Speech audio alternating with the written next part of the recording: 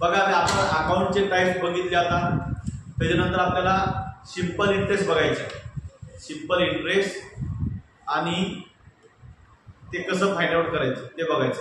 आता त्याच्या अगोदर आपल्याला अमाऊंट जर काढायची असेल, अमाऊंट इक्वल टू प्रिन्सिपल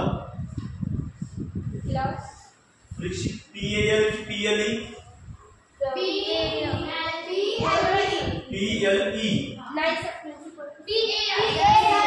हा बघा फरक आहे ते दोन्ही लिहून दाखवून PAL आणि PLE.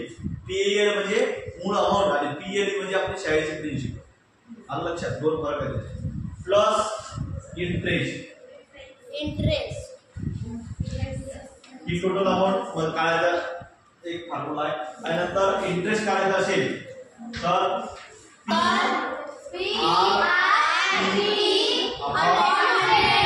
P म्हणजे प्रिन्सिपल, R म्हणजे रेट ऑफ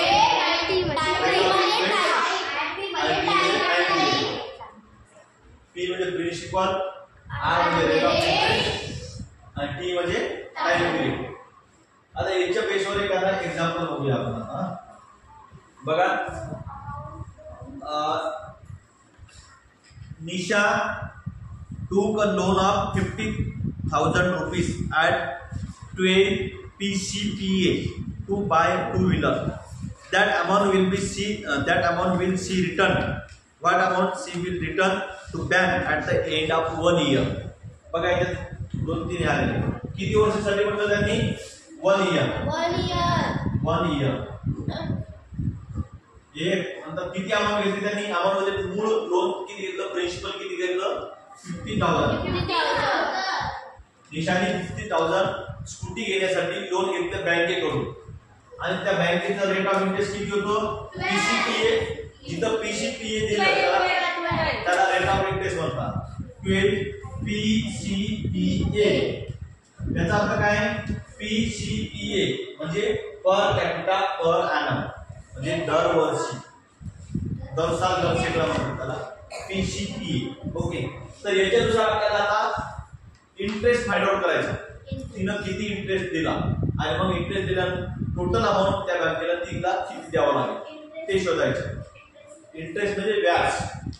या 50,000 तिला एका वर्षासाठी किती व्याज द्यावं लागेल आणि ते व्याज आणि एकूण अमाऊंट टोटल हे मिळून टोटल पैसे तिचे किती जाणार तर ते बघूया. आता इंटरेस्टचा फॉर्म्युला माहिती आपल्याला काय? PRT upon 100.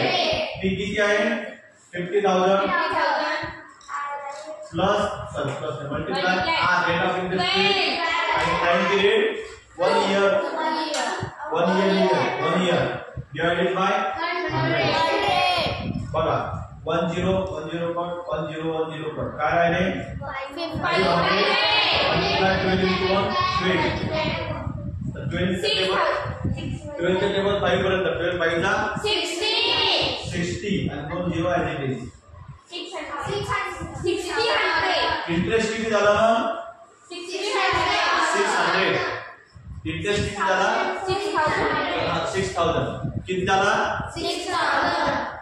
म्हणजे या 50,000वर तिला 6,000 इंटरेस्ट म्हणजे व्याज द्यावं लागेल. मग टोटल अमाऊंट किती दिली तिला बँकेला परत?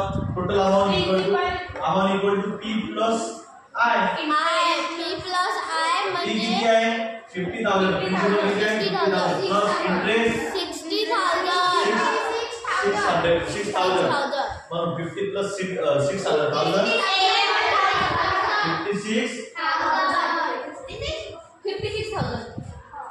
टोटल अमाऊंट तिला 56,000 त्या बँकेला परत करावं लागेल एका वर्षासाठी. ते जर 2 वर्षासाठी असेल तर इंटरेस्ट किती आला असतं? 12,000 आणि अमाऊंट किती झाली असती? 62,000 तिला 2 वर्षात द्यावं लागेल. म्हणजे कमी वर्षासाठी घेतलं तर कमी व्याज गेला, जास्त वर्षासाठी घेतला असतं लोन तर जास्त व्याज.